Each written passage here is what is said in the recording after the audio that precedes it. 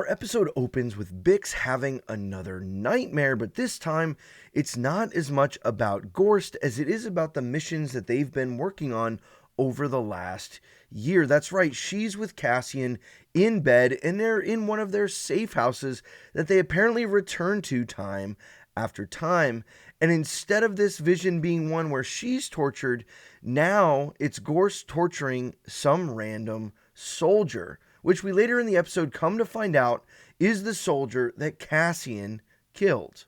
This is a really interesting way to give the layers and layers upon what Bix is going through, that the trauma she's sustained throughout her life in the last few years is building and piling on and even making her consider the missions they're working on today and how that impacts their future. This episode is very much about Bix in a lot of ways, in her safety, her protection, all of that. And I think it's leading to some scary foreshadowing what we might see in the next few episodes. One of the things I didn't notice on my first kind of look through of this episode was the use of the shaky cam right after the dream sequence as Cassian and Bix are embracing one another. Cassian is trying to bring some sense of normalcy and comfort to the situation going on, and the camera's kind of swaying back and forth, and then we get the shot where it zooms out on them in the apartment.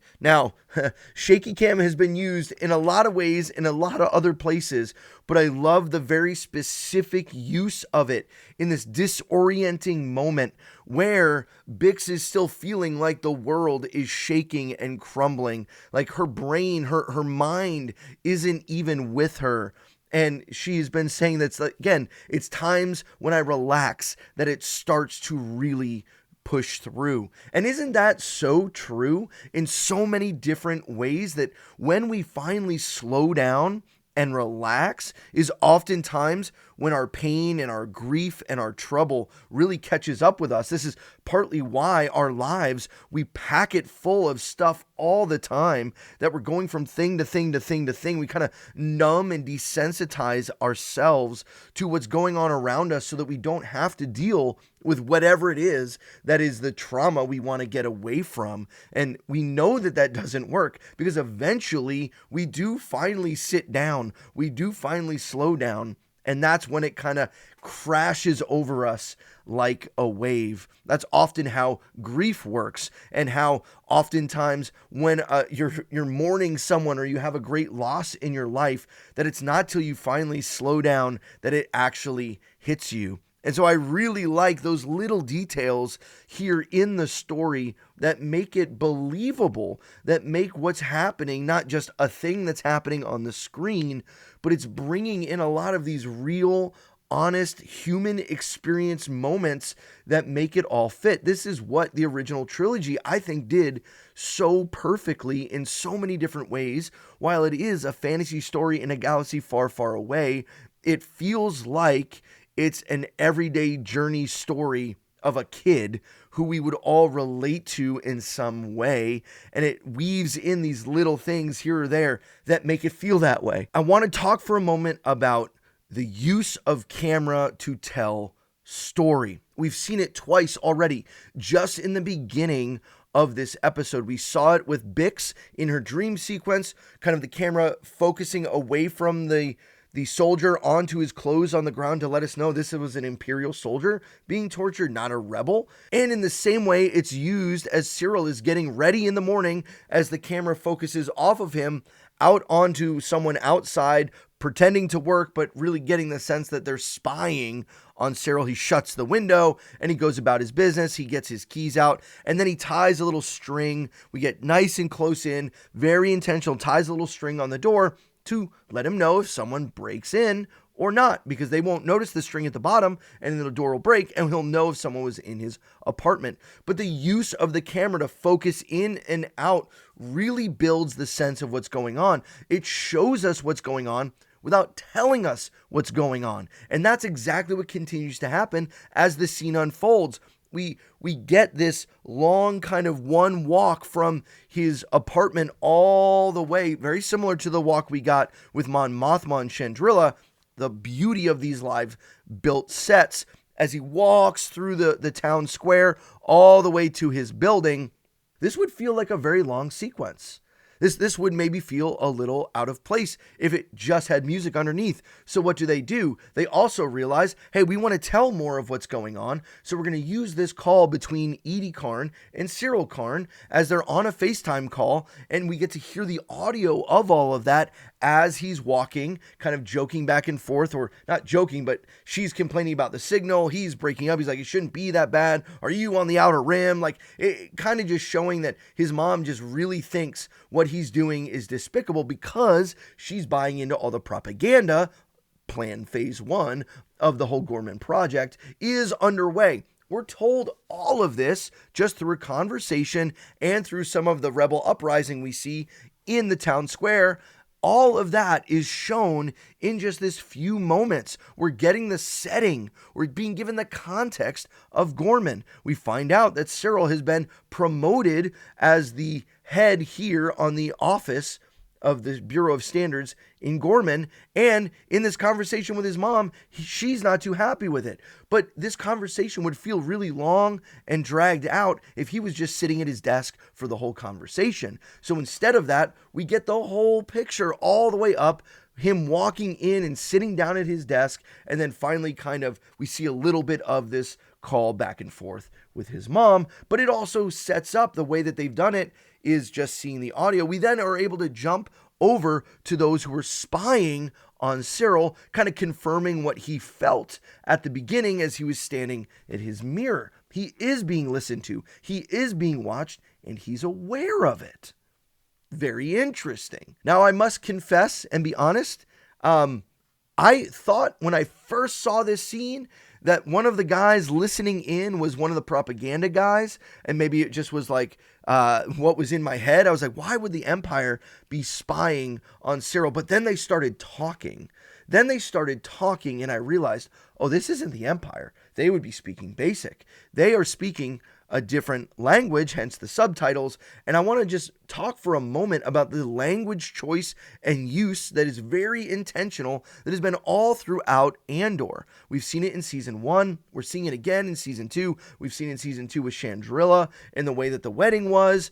And now we're seeing it again here on Gorman, showing the difference between those who are using the basic trade language of the galaxy and those who are more locals using the language of the people of Gorman.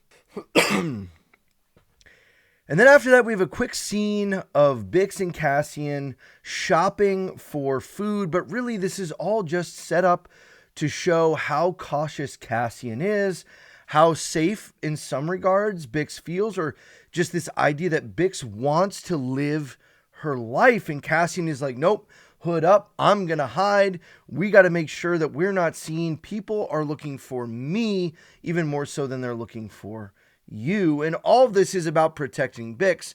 And it's little quick scenes like this that start to just move this story and push it further ahead. And we'll come back to that in a little bit. And so they make contact with Cyril. And I knew there was something curious about the spider sitting on his shelf in the opening sequences with him in his apartment. And we see that he's already bought one of these spiders, but now this one is free because of information to a meeting. Things are being set up. Everything's going in motion. And I love that the way that they unfold this episode, we're not quite sure what Cyril's doing or why Cyril's doing what he's doing, but we do know he wouldn't have left Dedra. He wouldn't have just moved away to Gorman on his own. He's there for a purpose, and we're going to see that soon. But then back to Bix and Cassian, we find out kind of what we've been wondering as Cassian's making dinner and Bix is cleaning some of the weapons. We get some more of the dialogue about the missions they've been on, that really the last mission happened is the one that she was worried about in her dream, that they had to kill this soldier. And now she's wondering if that was really the right call. Cassian seems all sold in and saying, this is war. This is what we're doing. This is the cost of moving forward. This is genius storytelling. We don't need to see the mission. We don't need to see what happened. We know there's been a gap of time, and this is how they're helping us jump ahead. by kind of like, hey, this thing happened off screen, but we see the after effects of it as a result of Bix's dream and her guilt. She's asking, are you going to tell Luthen what happened? And Cassian's like, no, why would I? Look at this place. We're in a war. Not everybody knows it yet, but it's happening. People die. I wonder if he knew. Well, he does now. We get confirmation that someone has been in Cyril's room. He doesn't seem all that surprised by it. He takes the candy. He looks at the wrapper. It sets everything up that there's going to be a meeting, most likely, that he's going to follow up on. And I love the little bit of like hanging in the wind. We're not quite sure which way this is going to go. Is this Cyril being swayed in one direction against the Empire, or is something more going on here? But before we find that out, we hop back to Cassian and Bix finishing their conversation that they were just having previously. But if I'm giving up everything, I want to win. We have to. Now, there's a whole bunch that's going on in this scene. Particularly, we're seeing that Bix is more bought in than we were led to believe with the first few scenes, that maybe actually she's more detached and willing just to say, hey, this is out of our control. What happens to us is out of our control. We can't keep ourselves protected from every little thing. But I think there's some kind of balance in between. That doesn't mean you live recklessly and just go walk down the park where they have all the cameras. But it also means that the way Cassian is living isn't necessarily right either. He thinks to some degree that they're going to survive this. And Bix is like, it's already over. Our lives are gone. I'm living like I'm holding on to nothing. And if I'm going to give up everything, I want to ensure that we are going to win. And so we're told that really Cassian killed the soldier because he saw Bix's face, because he wants to protect Bix. But Bix is like, you can't actually protect me. And then she says something really interesting. I'm not Marva. I'm not your sister. This is the first time we've really revisited the sister arc at any amount since the beginning episodes of season 1. And I'm interested to see if there's anything going to happen further, or if she's just kind of gone like Marva is and saying like, you can't protect me, but I'm also not those people. I'm different. And you see how Cassian kind of his whole life has been also playing protector, similar to Brasso in his own way, and he's doing it now. And so he's wrestling with these emotions, though they may not be as overt as they are for Bix, because she has the trauma and the dreams. Cassian has his own demons. Cassian has his own ghosts, and he has to wrestle through those. And we saw a lot of that happening in season 1, but I have a feeling we're going to see some more of it here in season 2. And so Cyril sneaks back in the office with this kind of cover story of I need my notes for a meeting tomorrow. And so he goes in and grabs his data pad and sneaks off into a different room, a room that he knows isn't bugged, to call Dedra. And that's right, we find out, revealing that Cyril has been there kind of as a covert operative for the Imperials, and he just seems so pleased with himself that he has all this information to give Dedra, but Dedra has no emotion, has no reaction. Even when Cyril is like, isn't this good? Don't I get a good boy? He gets nothing from Dedra. She doesn't even pass this up the chain because it's nothing yet. And Cyril is trying to be like, I'm doing such a good job, and he doesn't get the approval, which either could just be Cyril's character kind of bumping into Dedra's character, or could this be more? Could this be a scenario where Cyril is going to find more approval from someone else? Could he still turn? Could he flip? Or is he loyal forever? I don't know. I still kind of don't think he's going to flip. I think he's going to ride or die with Dedra, even though she doesn't give him here, in this instance, the good boy approval he's looking for. And now we find out that this episode is really about finding and talking to all of the informants, because finally we're getting an update in the ISB with Lonnie. Lonnie is still playing the part. Lonnie is playing the part while Dedra has been taken off Axis. Her protege has been handed the Axis information, and they're talking about all these different supply chain things they're finding, tracing back to Axis. Lonnie sharing that his other peers won't talk about, which is we're arresting too many people. We can't even process the information.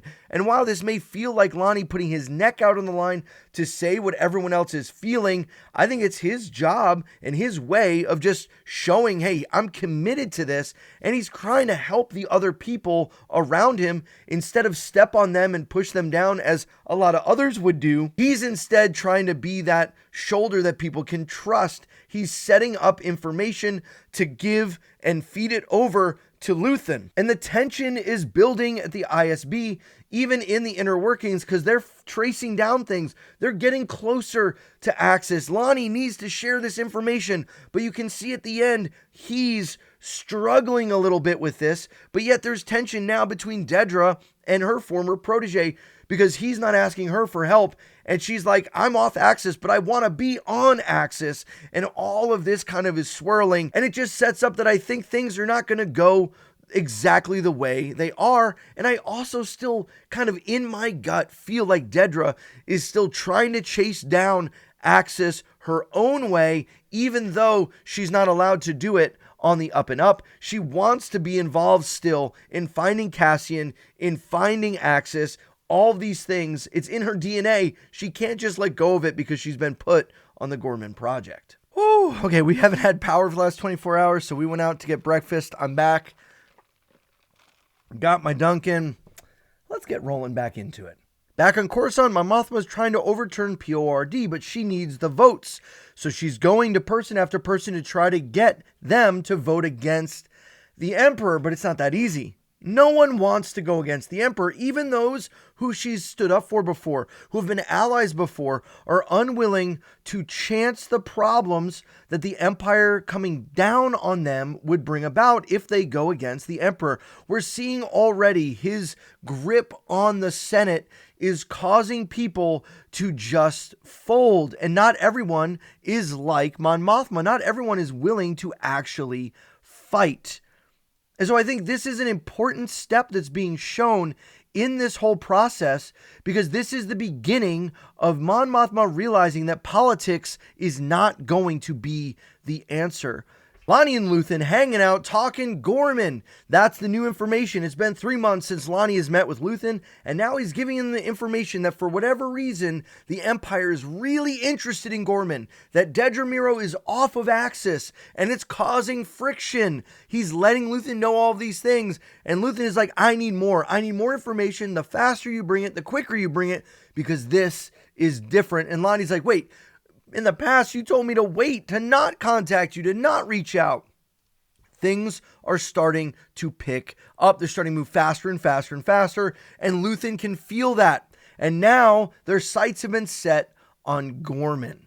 But there's a problem. Lonnie's jumpy. Lonnie's worried. You even see this in the elevator. It stops and he grabs his gun immediately. I think this one scene is showing that Lonnie is going to do something reckless, that he's going to get caught. Maybe that's just foreshadowing, or maybe that's just my gut. I don't know. Either way, I think Lonnie is living on the edge right now and he's about to crack. I love this meeting, just the way that it builds the understanding of the Gorman people versus the Empire. We get more of the backstory that 16 years ago, Governor Tarkin, at that time, had caused a massacre of 500 people in the square. Hence, the monument we saw at the beginning is the monument to that disaster. And they're hearing rumors about this facility that's being built is a fortress or an armory. And of course, we, the audience, already know it is an armory. And part of the whole point is to bring about this rebel uprising and to be able to control things once they start getting more serious about mining the calcite. So at this time, we're seeing that Cyril is playing double agent. They even joke about it. Hey, like, are you an Imperial spy? And he goes, no. I think Cyril would be one of the worst liars ever, but they don't think he is. Instead, they're trying to get information out of him. What is this building? Have you seen the plans? He's like, they're classified. I have no idea what's going on. And it feels like this is much a mining operation for information as it is Cyril trying to infiltrate and be a part of their group to keep an eye on what they're doing. So it's kind of just this more information-based thing. And I love the hand motions of like, till we see each other again. And it just all feels different. It feels lived in. It feels thought through. Like there's a backstory and a history, much like with Chandrilla, we get here with the Gorman people. Now, speaking of hand gestures, one of the characters that we don't get much of, but he's the one standing up. He's the vocal person here at this meeting who's really pushing back against everything. And he kind of is this Brasso type character. He's big, he's burly, clearly commands the room. And when he does this, I can't help but think, is that the Gorman's version of the middle finger? I mean, they were kind of clapping like this for a little while, but it's this type of attention to detail, every frame, every sentence, every statement, every hand motion that actually just builds to the mythology of everything going on. I know I keep saying it feels lived in, but this is what you have when you have attention to detail. This is the type of stuff George Lucas would do. He would have entire backstories for all these side characters. He would know who they are, what they're about, what their motivations are. And I'm pretty certain that the writers and Tony Gilroy have some of these people in mind of what they do and how they work and who is this guy? Is he a miner? Is he collecting all the silk from the spiders, or does he have a shop or something? I just want to know more, because this guy feels like someone who we might come back to when we're getting to the uprising, when we're getting to the real confrontation. He feels like a frontline guy, kind of like Brasso with the brick to the face of the soldier. I feel like this guy is going to play a part again. But I also want to mention that I think this emotion that is seen by Cyril in this episode kind of goes up and down both ways. He's really interested in wanting to find approval from Dedra, but he doesn't find it, yet he's feeling the passion and the emotion of those who are pushing back against the Empire here. Is this possibly his arc of waffling back and forth? They even mention on the radio call that they think that he is not there solidly. Is that him acting, or is that real?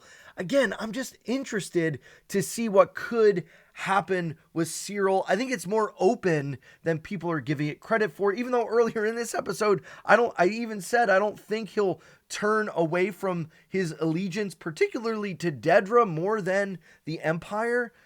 But I don't know. When I got to the end of this episode, I'm kind of like, maybe. And now, of course, Luthen has gotten the information from Lonnie, so what does he have to do next? He has to reach out to Cassian. He needs a meeting. He needs to send Cassian to Gorman. So we get this scene at nighttime when Bix and Cassian are kind of hanging out in their apartment. They see off in the distance a flashing light like Morse code, and that's how Luthen reaches out. Luthen wants to send Cassian to Gorman without Bix, by himself, to gather information. What's going on? Why is the Empire so interested? Why is there this rebellion going on? And like I said in my last video, Luthen sees great potential in swaying the Gorman people to the rebel side. This is the same thing that Mon Mothma is trying to do with the senator from Gorman, but he's not having it because he keeps telling his people not to do anything rash, so he's not going to. But Luthen sees potential. Anywhere there's uprising, Luthen wants to be a part. This is why I think there is still maybe a trap from Dedra in some way, that as the Gorman people have this uprising, she knows that it's going to attract the attention of Axis and possibly even someone like Cassian Andor. So I'm wondering, is Cassian's presence on Gorman, is Cyril Karn going to recognize Cassian? Is he going to see him somewhere in the square and report back, and then all hell's going to break loose? I'm not quite sure. I'm excited to see what's going to happen next, but we do know that Cassian is now headed off on his own, so that means he has to say goodbye to Dedra. But before we do that, we hop to a new location with Saw Gerrera on Dakar, where we see Wilmon. We've gotten Bix, we've gotten Cassian. What has Wilmon been up to? Well, he's building weapons, just like the ones he built back in season 1 to start the whole Ferrix riot. He's been building bigger and bigger weapons to go at the Empire. And now Saw apparently has been kind of set up by Luthen, that Luthen set up this meeting and set up a plan that Wilmon was going to give him this weapon, and then Wilmon was going to get to leave. Well, Saw has different plans. He's like, you're going to teach my guy to do what you can do, because not many people can use this stuff and live. They called it rhydonium. Seems a lot like uranium, this idea of using something that's super unstable to create a weapon of mass destruction in some kind of way. And Wilmon, as the camera pans out, isn't feeling so comfortable about being detained by Saw Gerrera. And then the episode concludes with Bix and Cassian saying goodbye in this intimate setting and intimate scene.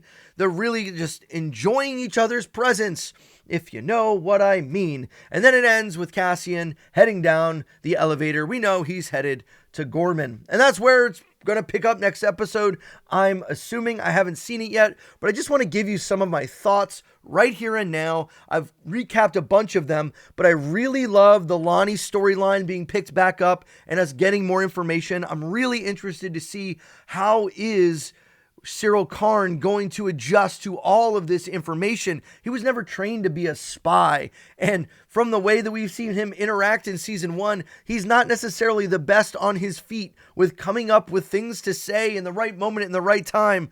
I mean, just think back to that speech as he was talking to all of the corpos headed to Ferrix. It was painful. I don't even want to go rewatch it. It was so painful. And so I'm interested to see, is he going to trip up on things? Is he going to get caught? Is he going to see Cassian?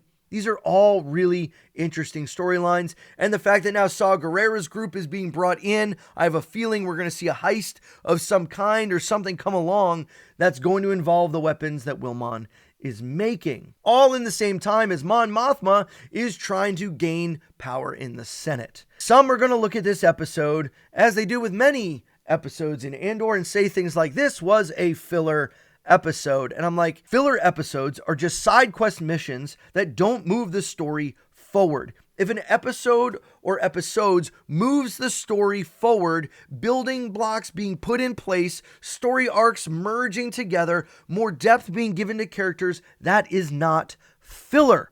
Instead, what it's doing is patiently, methodically setting up everything like a row of dominoes so that when the tension sparks, everything falls down together seamlessly. That's what we get each and every time we turn on for another episode of Andor. A few other things I really enjoyed about this episode that I didn't mention while we watched them. I love the mixture of aliens all throughout. I know that's been one of the complaints that people have felt. It's just not many aliens in Andor. Well, now we're seeing them in all these different facets. We saw them on Dakar. We saw them in Coruscant. We're seeing them in the Senate. We're seeing them almost everywhere in every scene we get. Now, yes, the main characters are not that, but that's okay. I don't think that's the end of the world. I do think the Gorman people, the blue-collar, lower class shown here, is very far depiction from kind of what we saw in the 1940s kind of propaganda, where it showed them as this uppity kind of like they're better than everyone else type of perspective. Yet when we meet the Gorman people, they are more like merchants and workers and regular everyday folk that are now caught up in this, who just want what's best for their planet. I'm really interested to see where this goes. I'm going to take a look at the next episode once I get this edited up. Let me know what you think down in the comments below. Again, as always, my name is Jeremy. This is The Force Fandom. Thanks for being here. Hit that like button on the way out if you enjoyed this video. And I'll see you on the next one. Remember, the Force will be with you always.